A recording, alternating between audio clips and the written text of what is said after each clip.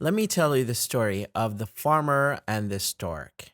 A stork of a very simple and trusting nature had been asked by a happy party of cranes to visit a field that had been newly planted.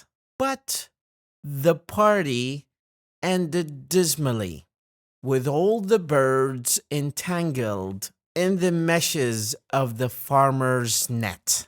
The stork begged the farmer to spare her.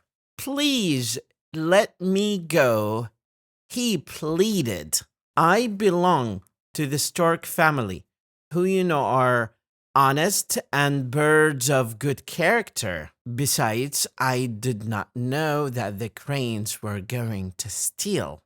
"You may be a very good bird," answered the farmer, "but I caught you with the thieving cranes, and you will be sharing the same punishment with them."